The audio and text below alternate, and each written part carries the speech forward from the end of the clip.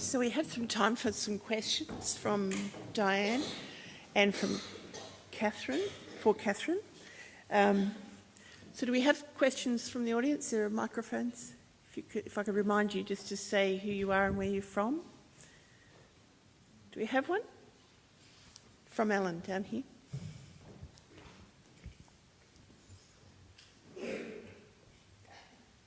Thank you. Catherine, I'm a very literal person, so when we did the Point North thing at the beginning, I thought you were going to make a different conclusion from that than the one you actually shared for us. What I thought you were going to say after we'd done all that pointing in different directions was, when we do all these plans, we actually say, and everyone will gather by the north door, or we will evacuate from the west entrance, and most people have absolutely no idea where that is. So I thought that was the point you were going to make. So I'm making the point now that we need to either number the doors or give them names or do something so that we actually know what we're doing when the time comes. That's a very good point, thanks, Ed. And I thought I did reasonably well after 3 weeks. I was sort of pointing that way, not... But anyway, we'll get there. And I think some of the visitors did very well. They did better than me too. Other questions? Look, I have a question for Diane. And you mentioned that the public libraries were closed for several weeks, but that when they were opened, they became a community hub. Is there a lesson in that? Is there a lesson to say, let's try to make sure that public libraries are places that can stay open as quickly or be reopened as quickly as possible, so that people can go there and communicate and share and do all those things? What's your feeling about that? I would support that. It was a place, I'm thinking of Jenny, the South Library. It was a place that was one story, it was new, it could rattle but you felt safe. So safety was evident to these people. Plus it was large enough for groups of people to meet there. And of course it had a cafe and free Wi-Fi. So it had all the points that people were wanting. And yes, so I think it is important to open these facilities as soon afterwards as possible. Jenny. If I can just add to that slightly, personally I think the cultural facilities of a city become crucial at times like this. And I think libraries as places of collection, galleries where people can get away from it all and contemplate other things. The cultural facilities really do come into play as important in a community which is down and out in all other ways. And I mean, it's certainly true in Christchurch, isn't it, that people are desperate for these sorts of facilities, libraries, but also spaces to see things and collect and be together. So it's if you're in charge of a city's business continuity plan, put culture at the top of the list. Here. Bill, you have a question? Bill McNaught, National Librarian, New Zealand. Question for Jenny. Following on that point, I remember being at a conference in Scotland once, and a speaker from Finland said that Maslow had got his hierarchies all wrong, because when all else is gone, culture is the one thing that keeps the spirit going. Contrast that with my experience in the UK, where when you talk about disaster plans, other colleagues in a council tend to fall about laughing at the "let me through, I'm a librarian" approach to life. Have you noticed any difference in attitudes in Christchurch City Council recognising the importance of culture as a result of what you've gone through collectively?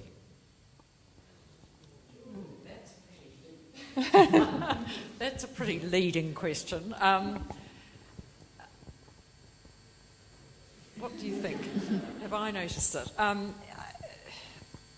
Christchurch is much more of a sporting city than I imagined when I moved there 5 years ago.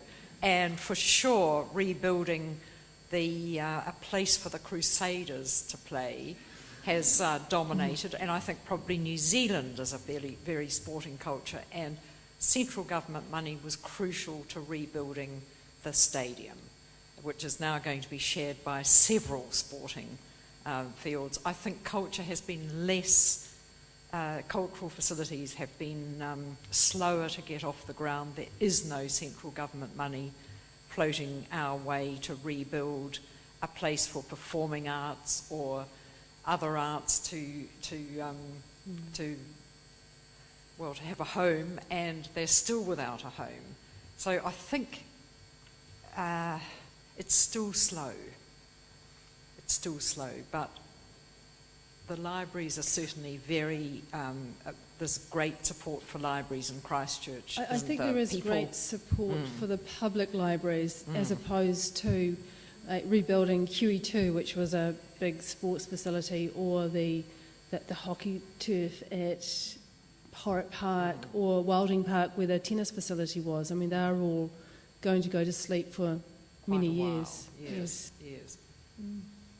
So our museum has reopened, actually, but its back of house area is, they've got about 3 million collection items, and some of them, the compacted storage has compacted further, and they really can't, they haven't been able to see the damage, the extent of the damage even now. They had to throw out their freezers of full of birds and specimens that they'd collected because of the power failure, and so all that stuff. I mean, I know Canterbury Museum threw away a whole freezer full of type specimens because it just began to stink so much. So I think the issue with our situation is that it's just so long term. I think it's really helpful in a way that we had no idea it would be so long at the beginning, or we would have all been driven mad and gone much more quickly, I think. But, you know, it's just... I mean, so many people have fled the city. I think 20 or 30,000 people have fled over here, of course, our greatest export to as people, or to other cities. Sharon, I was just going to perhaps pick up on that point. Sharon, do you want to make a comment about Brisbane City Council public libraries in that context? Well, you might need a mic if you're willing, yes. Sorry, we'll come back. Thanks, Jeanette. So I'm Sharon Robertson from Brisbane City Council Libraries, and of course we did have one library inundated last year at Fairfield. We had a metre of water through it, and we actually prepared for 3 libraries to be inundated. I'm quite emotional listening to all this today. We prepared for 3 libraries to be inundated. Nothing in our disaster preparation plan for pulling books out in the middle of the night, but we actually did engage removalists to pull out 3 full libraries, all the books, the computers, not the shelving, and prepared to just wait. Getting the 1974 flood map out and marking off 3 libraries is the worst. And then we took until June to reopen Fairfield Library, so we had to replan. And one of the best things we had was our furniture and equipment audit that we do every year, because we knew exactly what we had to reorder for that library. It's still quite a big learning. A lot of it was about our staff, because a lot of staff actually lost their homes. We had probably 20 staff in our 300 odd that lost their homes. And so did people come to their local public? They came. We actually had one library that was an evacuation centre. So Kenmore Library, which had opened in the December, only several weeks before, is actually an evacuation centre. It opened 24 hours a day for 3 days. And people slept there because they couldn't go any further for the floodwaters. So we are, even in the short term and the emergency stuff, we're important. Yeah, and our Wi-Fi service was one of the most valued services. We also had a lot of people come in and plug in their mobile phone because they had no power at home. So they'd come to the library, plug in their mobile phone. A lot of what our staff had to do afterwards was dealing with the emotions of people. They were really upset when they had our library books flooded. People who came in crying, saying, "I'm sorry, but your books have got flooded." And we had to say, well, that's okay, you're still here. And so we, because we've got 33 branches, just that dealing with all of that emotion was quite, a year later it's still there, isn't it? It was still quite high, but yeah. And we were able to go down into the local disaster control centre in the Brisbane Square building just across the road and see what it would look like at 6 metres, 7 metres on the maps, and it was scary. So not only did we have the 3 libraries evacuated, we had sandbags at 10 others, just in case. Thanks, Sharon. There was a question. Kay Soderlin from Preservation Australia. So this is a question for both Catherine and Diane. There's been quite a lot written and research about the emotional states and stages that people go through when they're involved in disasters, particularly the point where they get to the, if only we'd done it that way, like once they're through, yay, we did it, blah, blah, blah, and then the, oh my God, we should have done it better. Did that happen, and was everybody in the same stages as you moved along? I think for us, people move through different stages at different times. And there wasn't a criticism of we should have done it better or we should have done it that way. I think it was the realisation of people were doing what they thought was best at the time. Yes, and some people, as I said, are still going through stages. Lots of people have moved out of it, but if we have another shake, it will all come back again. And I guess that's the issue. You never know if there's going to be... I think there was one last week, though most of us don't really feel anything. If it's a 5 now, we don't worry, but anything over that, like we all have our own inbuilt meters, what they are now, but anything over a 5 would probably get people upset again. Yeah. I think at the end of the day, we're committed to learning in this place, and there was certainly a high level of recognition, even moving through it, of stopping and saying, okay, what can we do better? What can we do better along the way?